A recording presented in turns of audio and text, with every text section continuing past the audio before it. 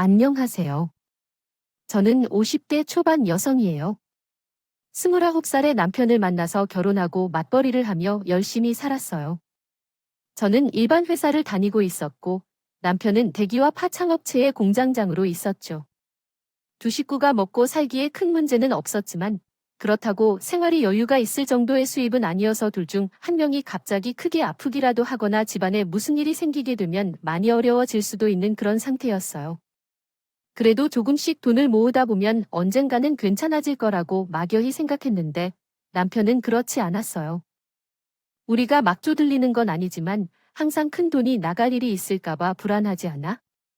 계속 이렇게 사는 건 아닌 것 같아. 그래서 그동안 모아둔 돈하고 앞으로 투자해 3년 정도 열심히 일하고 퇴직금 받아서 그걸로 사업을 하는 것이 좋을 것 같아.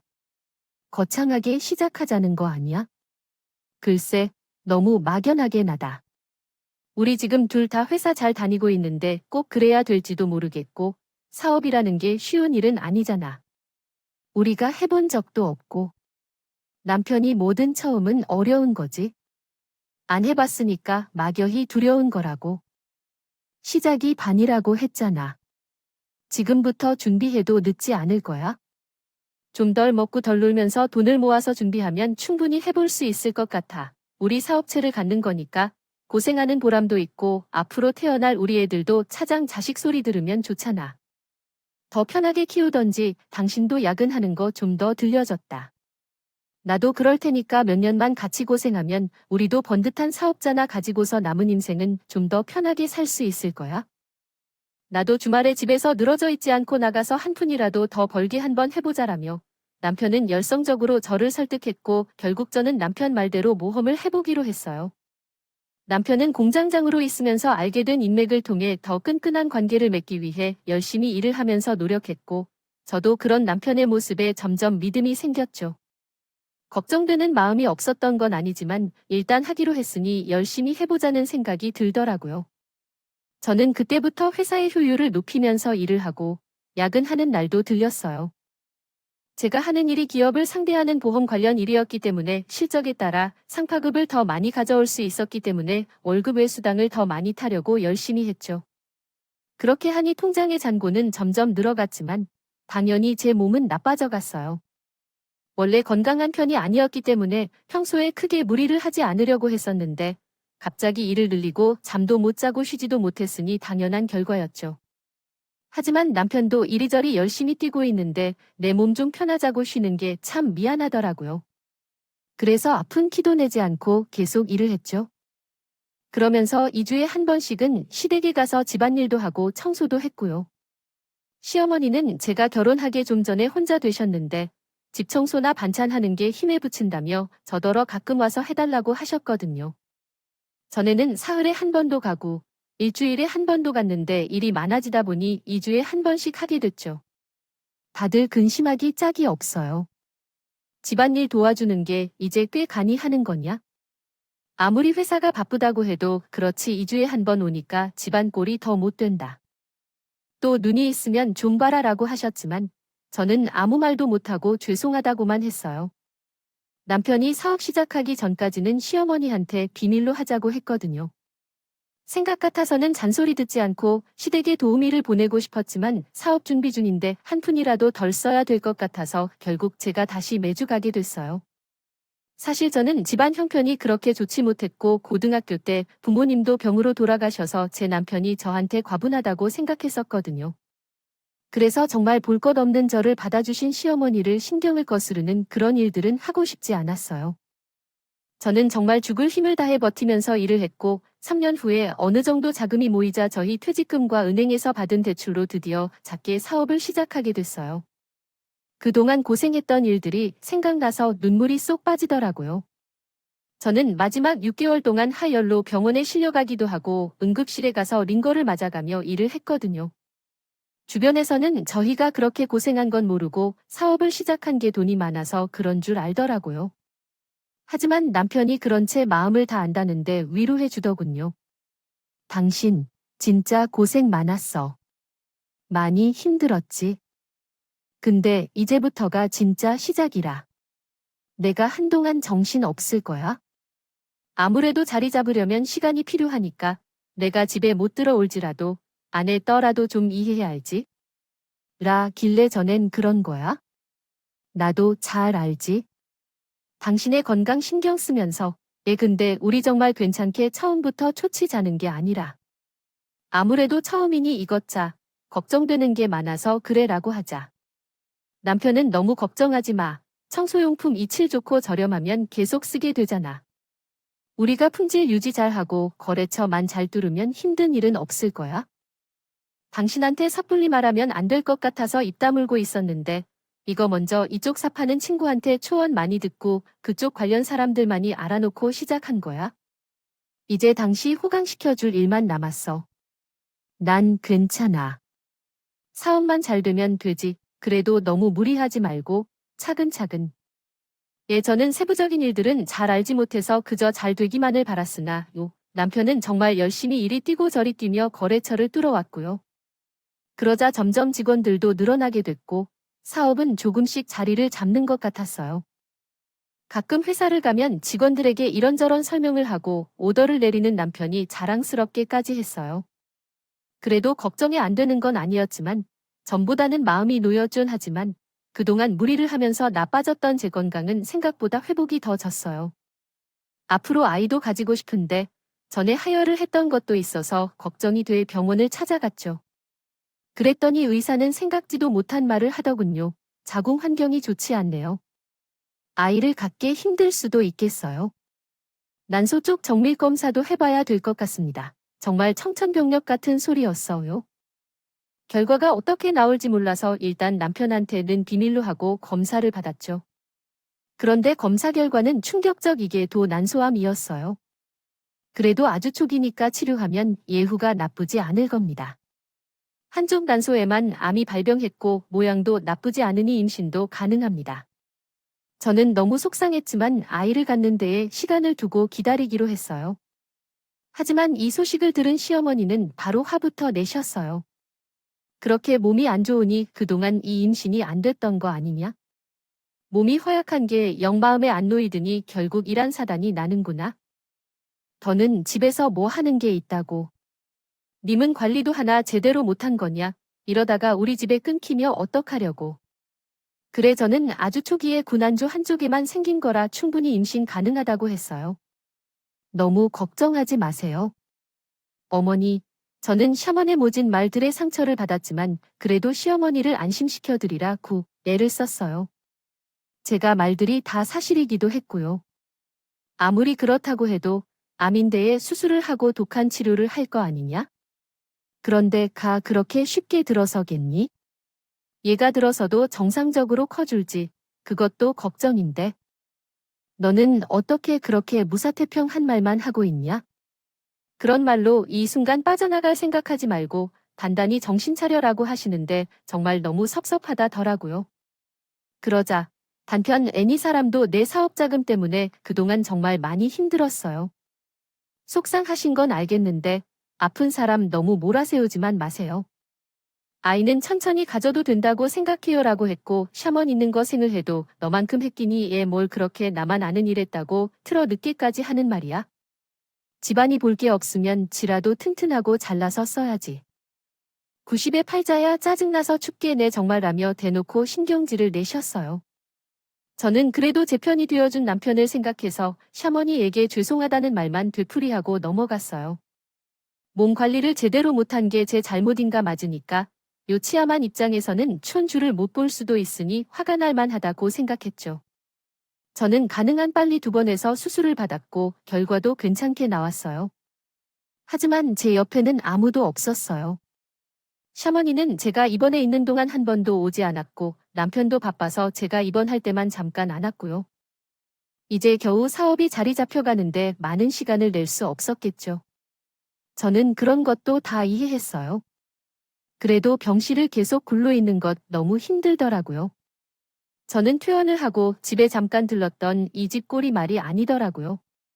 아직 청소를 제대로 할 몸 상태는 아니었고 혼자 지저분한 집에 있기 싫어서 남편을 보러 회사로 갔어요. 당신이 어쩐 일이야? 퇴원했어. 그럼 집에 가지 않고 여긴 왜 온 거야? 나 괜찮대 그러니까 왔지. 집이나 없으니까 엉망이고 혼자 있기 싫어서 같이 저녁이나 먹자 하는데 구라고 하니 남편은 당황하며 어쩌지 나 거래처 사장님이랑 전 환각 속에 있는데 그러게 연락이라도 좀 하고 찌게 뭐야? 내가 무슨 일이 있을 줄 알고 무작정 찾아온 거야? 나 사업하는 사람이라고 정신 좀 차려? 나 이제 막 퇴원했어 너무 하는 거 아니야? 이번 한동안 당신 와보기라도 했어. 깨어나자마자 혼자 밥 먹기 싫어서 그런 건데 말을 그렇게 밖에 못해. 내가 괜히 병이 생긴 거야?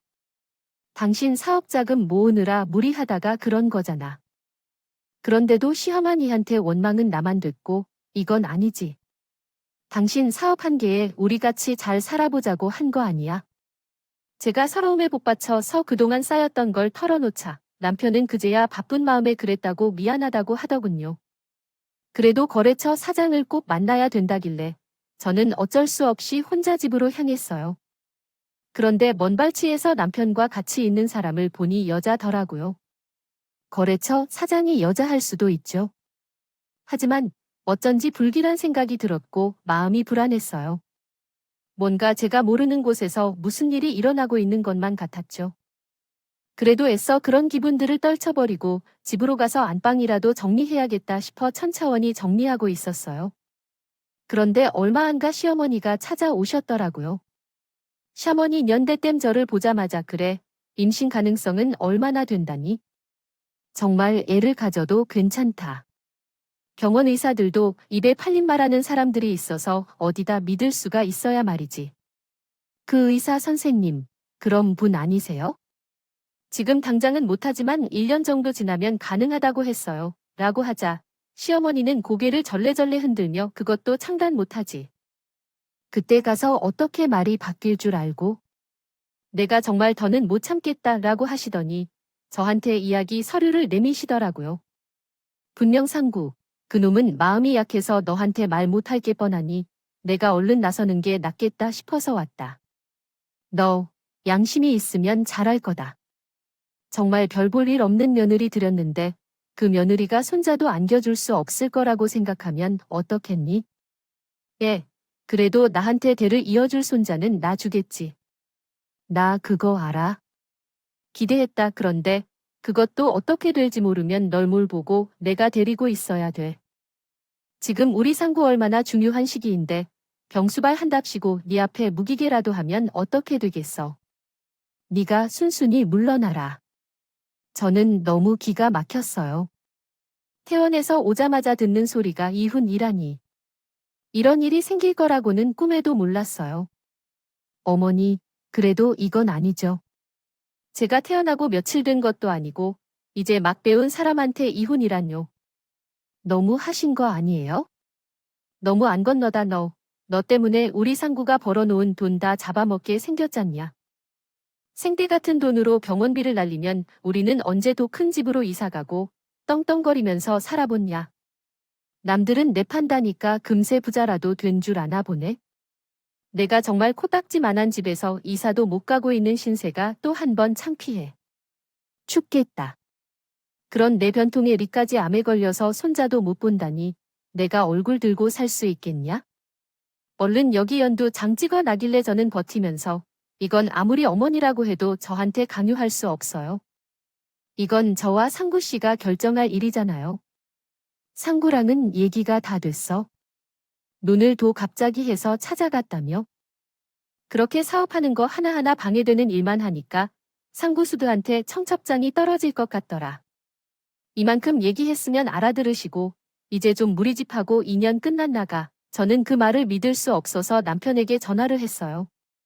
하지만 남편은 밤새 전화를 받지 않았고 다음 날에도 집에 들어오지 않더군요. 그렇게 며칠 후 가까스로 연락이 된 남편은 피곤하다는 듯 짜증스럽게 전화를 받더군요. 나 당분간 집에 못 들어가니까 그렇게 알려주더군요. 그리고 나머지 일은 어머니랑 처리했으면 해. 이렇게 끝나는 거다도 바라지 않았지만 나한테 중요한 시기야. 당신도 내 주제대로 못할 거 아니야? 진짜 어떻게 나한테 이래? 내가 당신 사업 때문에 어떻게 했는데 솔직히 까놓고 얘기해서 당신이 보탠 돈 얼마나 된다고 그래? 전체 사업 자금에서 보면 진짜 세 발의 피야. 그거 가지고 언제까지 생색날 건데 그러고는 전화를 끊어 버리더라고요. 저는 다소 같다는 생각만 들었어요. 다음 날에도 시어머니는 집에 찾아와서 이혼을 하라며 자를 다 그쳤어요. 저는 충격이 너무 커서 뭘 어떻게 해야 좋을지 몰랐고 그저 눈물만 계속 났어요. 결국 샤머니의 성화에 못 이겨서 이혼 도장을 찍었죠. 짐을 싸서 그 집을 나오게 됐어요. 친구네 집에 신세를 지게 된 전에 한동안 방 밖으로 나가지도 않았어요. 남편은 저와 이혼하고 얼마 안 돼서 재혼한다는 소식이 들렸어요. 상대는 제가 회사에서 봤던 그 여자가 맞는 것 같더군요. 돈이 많은 투자자라고 하는데 시어머니가 적극적으로 밀었다고 하더라고요. 저는 정말 억울해서 밤에 잠도 안 자고 울기만 했어요. 친구는 그런 저에게 너 이러면 네 몸만 상한다. 그 사람들이 더 아프다고. 누나가 깜짝할 것 같아 그렇게 뒷바라지 열심 해줬더니 쓸모 없어졌다고 바로 내쳤다. 나 네가 정말 억울하면 얼른 건강해져서 잘 살아야지. 그것밖에 없어. 그러니까 몸조리 잘하고 잘 살 생각을 해. 정말 그렇더라고요. 상황에 이런 마당에 제가 온다 일들 뭐가 달라지겠어요? 친구 말대로 건강을 위해 스트레스도 잘 다스리려고 노력하며 건강해지기 위해 병원도 빼먹지 않고 다니고 음식도 좋은 것만 먹으려고 했죠. 그렇게 하니 몸은 차츰 나아졌고 저는 아침 저녁으로 운동까지 할 수 있게 됐어요. 저는 친구 집에 그냥 있을 수 없어서 친구 반찬 가게 일을 돕기로 했어요. 반찬 가게는 제가 생각했던 것보다 더 규모가 컸고 곧 이어 점을 낼 거라고 하더라고요. 저는 반찬 만드는 일을 도우면서 집에서 간단히 해먹을 수 있는 찌개 재료와 양념을 팔면 좋겠다고 했죠. 친구는 좋은 아이디어라며 전적으로 그 일을 제게 맡겼어요. 일을 하다 보면 여러 가지를 잊게 될 거라는 조언 2.0. 저는 곧 여러 가지 찌개 양념 소스 개발에 들어갔어요. 그렇게 내놓은 돼지고기 김치찌개와 된장찌개가 첫날 전부 팔리더군요. 이거 반응 너무 괜찮다. 아, 대박 날 것 같은데. 천이, 너는 계속 찌개나 탕 종류를 개발해봐. 우리 가게 매출에 톡톡히 도움이 되겠어. 라는 친구의 말에 더 자신감을 얻었고 여러 종류의 찌개와 탕을 만들게 됐어요. 그러자 반찬 가게 본점뿐 아니라 2호점에서도 찌개와 탕을 사는 사람들이 줄을 이었죠. 친구와 저는 본격적으로 탕과 찌개를 중심으로 메뉴들을 새로 짜고 서바쁜 직장인들과 맞벌이 부부들을 겨냥한 상품들을 내놓았어요. 매출은 갈수록 늘었고 2년쯤 지난 후 저희는 한 유통업자 계약을 맺어 전국 그로 제품을 팔게 되었어요. 친구는 규모가 커지자 아예 회사 체제로 바꾸면서 저에게 이사 자리를 주었습니다. 그렇게 저는 온라인에서 파는 물건들을 담당하게 됐어요. 제게 과분한 자리를 준 친구에게 정말 너무 고마웠어요. 친구, 늘 나야말로 노력에 반차만 팔다가 이렇게 찌개랑탕으로 회사까지 차렸는데 몰솔 지키다는 님의 전 남편이랑 시어머니한테 넣어 보내줘서 고맙다고 하고 싶다. 너한테는 너무 힘진 기억이겠지만 친구는 그렇게 절 위로했고 저는 고마운 마음에 친구전을 꼭 잡았죠. 그리고 얼마 안 가서 회사에 출근을 했는데 제 사무실 앞에서 누가 절 기다리고 있더라고요. 보니까 남편이었어요. 저는 직원에게 남편을 그냥 내보내라고 하고 들어오는데 남편이 막무가내로 사무실로 쳐들어왔어요. 당신, 아주 신수가 환해졌네. 건강 좋아졌나 봐. 잘 지내는 것 보니 나도 마음이 좋다 찬을 너무 갖다 놔서 헛웃음이 나왔어요. 잡어 구 별표 독한 말을 했던 시어머니나 헤어지려고 집에 들어오지도 않고 돈 대중과 생생된다던 남편을 생각하니 저런 말들이 다 가증스럽고 거든요. 제가 아무 말도 하지 않고 자리에 앉자 남편은 바짝 책이 다가와서는 이렇게 이 세명평가 집악은 거 보니 여기 좀 있겠네. 우리 같이 시작한 사업이 있잖아.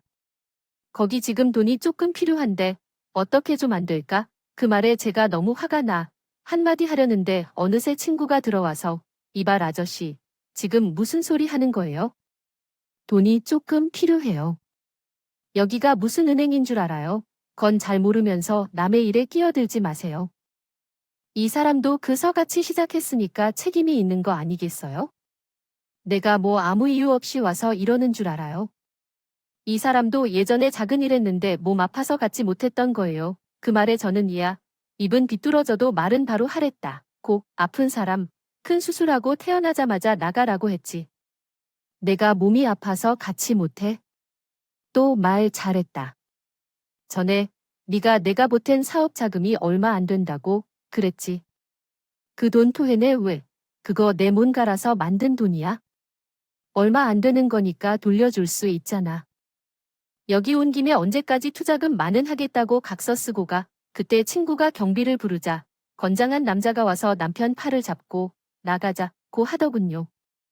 남편은 더 말해봤자 저한테 돈을 줘야 할 일만 생길 것 같은지 말 없이 끌려나갔어요. 그러자 그날 오후에 시어머니가 회사 앞으로 찾아왔더군요.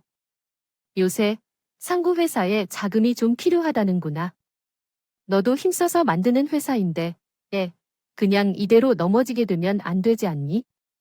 더 생각이 있으면 한 푼이라도 더 버텨되지 않겠어? 할머니는 그만 좀 하세요. 라고 하자 시어머니는 얼굴이 하얘지더군요. 이제 와서 뭐가 어쩌고 어째요? 그때 저한테 뭐라고 했는지 기억 안 나요? 저보고 남들 안 하는 거 아니냐며 양심 있으면 나갈 하면서요. 저는 그때 병으로 죽을 만큼 고생했다고요. 지금이라도 제가 소송 걸까요? 어떻게 판결 나는지 보실래요? 그 잘난 돈 많은 며느리는 어쩌고 저한테 와서 이래요. 다시 나 찾아오지 말아요. 다른 장난치기 생각하지도 마시고요. 라며 저를 붙드는 시어머니를 뿌리쳤어요. 알고 보니 지금 그 투자자라던 여자는 생각보다 돈이 없었고 남편과 시어머니는 돈 맛을 보더니 정신없이 사치를 부렸다. 다 가구야. 게다가 남편이 돈 주머니 만지면서 이어 자기 여자 만나고 다녀서 재혼했던 여자는 자기 돈 빼서 집을 나갔답니다. 회사는 자재갑이고 직원 월급이 9돈이 없어서 거의 망하기 직전이라는 거였어요. 저는 다 자업자득이라고 생각해요. 결국 저렇게 자기들이 한 짓 돌려받는 거죠. 저는 그 이후 그 사람들과 마주치지 않고 살고 있어요. 지금은 좋은 사람도 만나고 있고요. 결혼할 마음은 아직 없지만 그래도 좋은 관계를 유지하고 있어요. 그때 하루만 빠져서 그런지 아직도 결혼이라면 겁부터 나네요. 그저 지금처럼만 살아도 좋을 것 같아요. 제 인생에서 가장 행복한 시간이에요. 열심히 더 노력하며 살면서 제가 제 임무를 이뤄가며 행복들을 놓치지 않고 살고 싶습니다. 이렇게 털어놓고 보니 마음이 낫고 더 후련한 기분이 들어요. 제 이야기 들어주신 분들 다들 건강하세요. 모두 행복한 하루 되세요. 여러분, 사연 댓글에 응원과 현명한 조언 부탁드려요. 좋아요와 구독은 저에게 큰 힘이 됩니다. 오늘도 좋은 일 가득하세요.